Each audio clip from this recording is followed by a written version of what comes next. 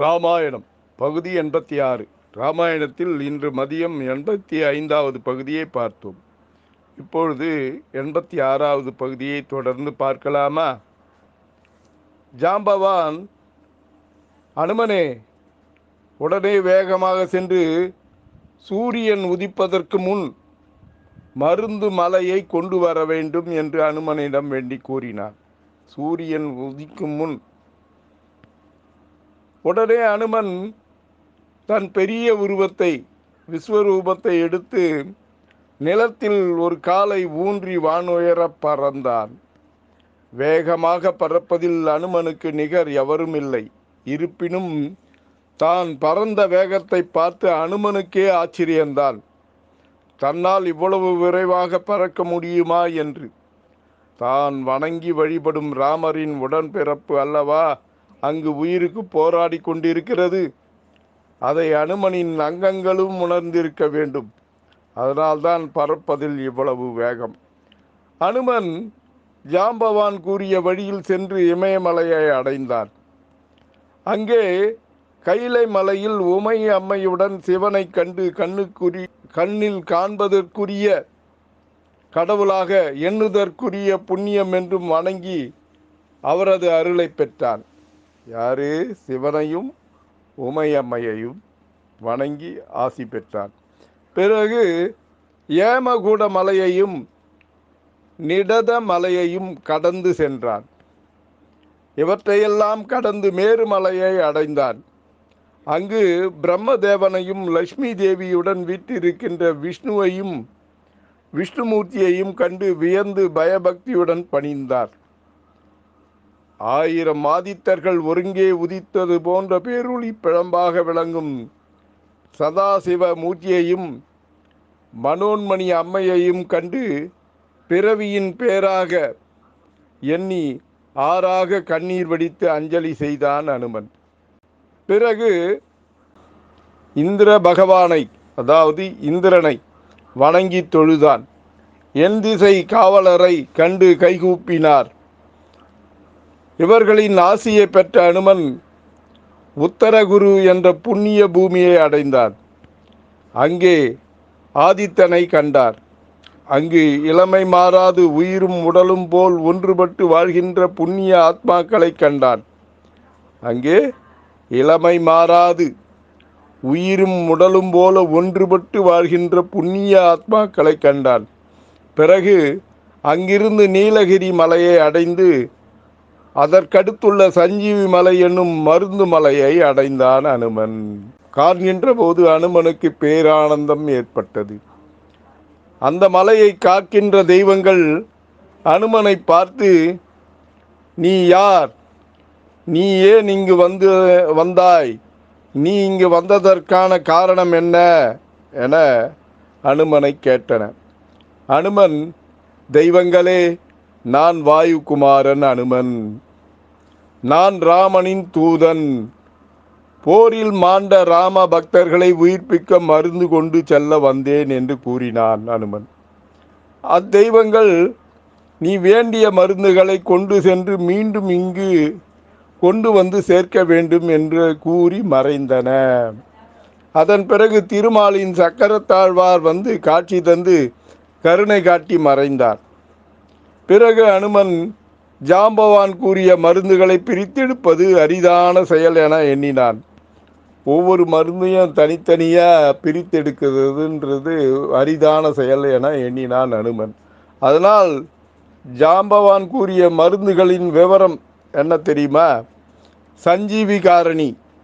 இந்த மருந்து இறந்தவர்களை உயிர் பிழைக்க செய்யும் மருந்து. சந்தான கரணி. இது உடல் பல துண்டுகளாக பிளவுபட்டு போயிருந்தாலும் அதனை ஒட்ட வைக்கும் மருந்து. சல்லிய கரணி. உடலில் பாய்ந்த படைக்கருவிகளை வெளியே எடுக்கும் மருந்து. சமணிகரணி. சிதைந்து போன உருவத்தை மீண்டும் பழையபடியே பெறுவதற்கான மருந்து. அனுமன் இங்கேயே நின்று கொண்டு மருந்து பற்றி யோசித்து கொண்டிருந்தால் காலதாமதம் ஆகிவிடும் என நினைத்தான். ஒரு மருந்தையாக பிரித்து எடுத்து போகிறதுக்குள்ள கால நேரம் ஆகிடும். ஜாம்பவான் சூரியன் உதிப்பதற்கு முன் வர வேண்டும் என்று சொன்னது ஞாபகம் வந்தது. பிறகு அனுமன் சஞ்சீவி மலையை வேரோடு பெயர்த்து எடுத்து தன் கையில் வைத்து கொண்டு வான வழியில் இலங்கை நோக்கி புறப்பட்டான். அனுமன் சஞ்சீவி மலையை தேடி சென்ற பிறகு ஜாம்பவானும் விபீஷ்ணனும் ராமரை காண விரைந்து வந்தனர். இருவரும் ராமரின் நிலைமையை கண்டு வருந்தினர். பிறகு இவர்கள் ராமரின் திருவடிகளை தொட்டு வணங்கினர். யாரே? ஜாம்பவானும் விபீஷ்ணனும். இதனால் ராமர் உணர்ச்சி பெற்று கண்களை மெதுவாக விழித்தார். ராமர் தன் முன் கண்ணீருடன் நிற்கும் விபீஷ்ணனையும் ஜாம்பவானையும் பார்த்தார். ராமர் விபீஷணனை பார்த்து, விபீஷ்ணா, நீ உணவு கொண்டு வர சென்றதால் நீ பிரம்மாஸ்திரத்தில் இருந்து தப்பித்தாய். ஜாம்பவானை பார்த்து, நீ சாகா வரம் பெற்றதால் நீயும் உயிர் பிழைத்தாய் என்றார் ராமர். பிறகு ராமர் லக்ஷ்மணனின் நிலையையும் நம் வானரப்படையின் நிலையையும் பார்த்தாயா? இதற்கு மேல் நான் ராவணனை வெல்வதில் என்ன பயன்? என் தம்பியை இழந்த பின் நான் வெற்றி காண்பதில் என்ன பயன் இருக்கிறது? லக்ஷ்மணன் இந்திரஜித் மீது பிரம்மாஸ்திரத்தை ஏவுகிறேன் என கூறினான். ஆனால் நான் தான் பிரம்மாஸ்திரத்தை ஏவ வேண்டாம் என கூறி தடுத்தேன். அந்த பிரம்மாஸ்திரத்தால் என் தம்பிக்கு ஆபத்து வரும் என நான் அப்போது நினைக்கவில்லை. நான் என் தம்பியை என் பக்கத்தில் வைத்திருந்தால் பிரம்மாஸ்திரத்தில் இருந்து அவனை காப்பாற்றி இருப்பேன். என் தம்பியை இழந்த பின் நான் உயிர் வாழ்வதில் என்ன பயன்? நான் என் உயிரை துறப்பதுதான் உத்தமம் என்றார் ராமர். இதை கேட்ட ஜாம்பவான், பெருமானே, தங்களிடம் நான் ஒன்று சொல்ல வேண்டும். உலகை காத்தருளும் நீங்கள் இவ்வாறு பேசுதல் கூடாது. இந்த நேரத்தில் தாங்கள் மனம் தளராமல் தைரியமுடன் செயல்பட வேண்டும். நான் அனுமனிடம் வடக்கே சஞ்சீவி மலைக்கு சென்று இறந்தவர்களை உயிர்ப்பிக்கும் மருந்தை கொண்டு வர சொல்லியிருக்கிறேன். அனுமன் இன்னும் சிறிது நேரத்தில் இங்கு வந்து விடுவான். தாங்கள் கவலை கொள்ள வேண்டாம் என்றான் ஜாம்பவான். இப்படி ஜாம்பவான் சொல்லி கொண்டு இருக்கும்போது அனுமன் வடக்கில் இருந்து கடும் வேகத்துடன் வந்து கொண்டிருந்தான். இந்த வேகத்தினால் பூமியே நடுநடுங்கி போனது. அனுமனை கண்ட ஜாம்பவான், அனுமன் வந்துவிட்டான், அனுமன் வந்துவிட்டான் என்ற மகிழ்ச்சியில் கத்தினான், கூத்தாடினான். அனுமன் ஒரு பறவை வருவது போல் வந்து மெதுவாக நிலத்தில் இறங்கினான். ஆனால் சஞ்சீவி மலை அரக்கர்கள் உள்ள இடத்திற்கு வர மறுத்ததால் அனுமன் மலையை வானத்திலேயே நிற்க வைத்து விட்டு வந்தான். சஞ்சீவி மலையின் காற்று வந்து பட்டதால் பிரம்மாஸ்திரத்தால் விழுந்தவர்கள் புத்துயிர் பெற்று எழுவது போல் பெரும் வலிமையுடன் எழுந்தனர்.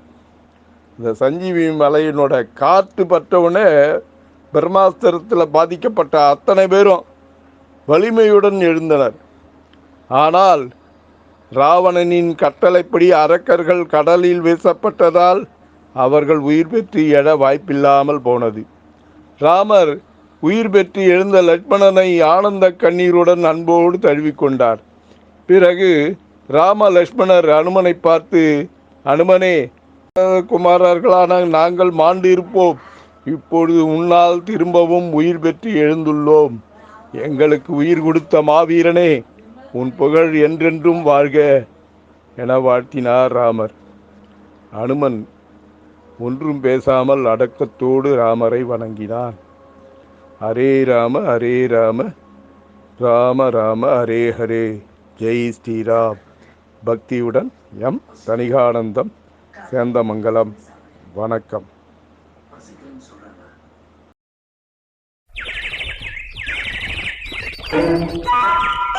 Thank you.